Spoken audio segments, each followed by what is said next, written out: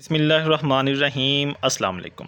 प्यारे दोस्तों, आज की इस फार्मा रिव्यू वीडियो में जो प्रोडक्ट आपके साथ मैं शेयर करने जा रहा हूँ वो है पल्मोनोल कफ़ सिरप है। सीसीएल फार्मास्यूटिकल कंपनी का एक ब्रांड है।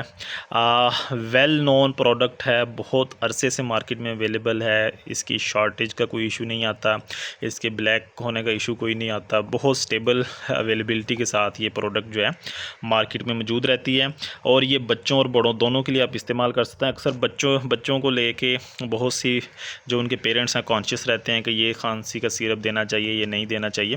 तो इसको उनके लिए बताता चलूँ कि पल्मोनोल आप बच्चों में इस्तेमाल कर सकते हैं। तो लेकिन डेफिनेटली डोज बड़ों के मुकाबले में उसके according to the age set करना पड़ती है।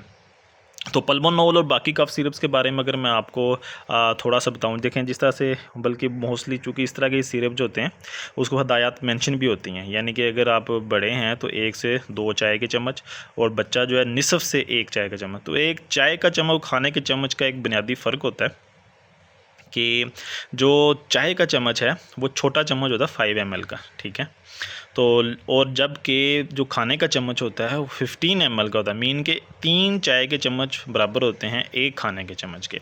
तो जिनसे हम चावल वगैरह खाते हैं वो खाने के चम्मच में कंसिडर होता है, और जबकि चाय का चम्मच वो छोटा चम्मच होता है जो शुगर पॉट के अंदर हमने रखा होता है, और उससे हम क्या करते हैं चाय वगैरह या इस तरह से आप अगर मिल्क पाउडर है वो इस्तेमाल करने के लिए जो इस्तेमाल होते हैं वो चाय के चम्मच कंसिडर होते हैं।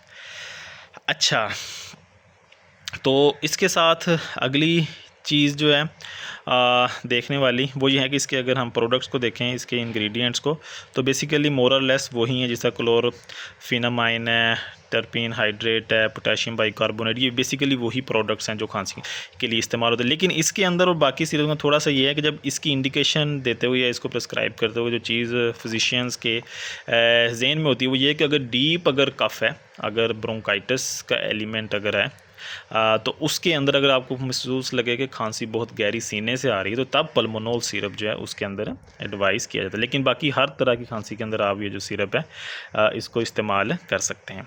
तो बाकी इसके साइड इफ़ेक्ट कोई लंबे नहीं है, लेकिन क्योंकि कफ़ सिरप जितने भी हैं जब तक आपको खांसी है तब तक ही आप इस्तेमाल करें, ताकि अगर लंबे अरसे के लिए आप इस्तेमाल करेंगे तो हर प्रोडक्ट की excess of everything is bad के तहत प्रॉब्लम्स जो हैं वो आ जाते हैं।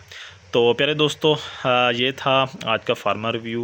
उम्मीद है कि आज की इस वीडियो से आपको ज़रूर पल्मोनोल सिरप के बारे में कुछ ना कुछ ज़रूर इजाफी इन्फॉर्मेशन मिली होगी। मिलते हैं अगली वीडियो में, तब तक के लिए अल्लाह हाफिज़।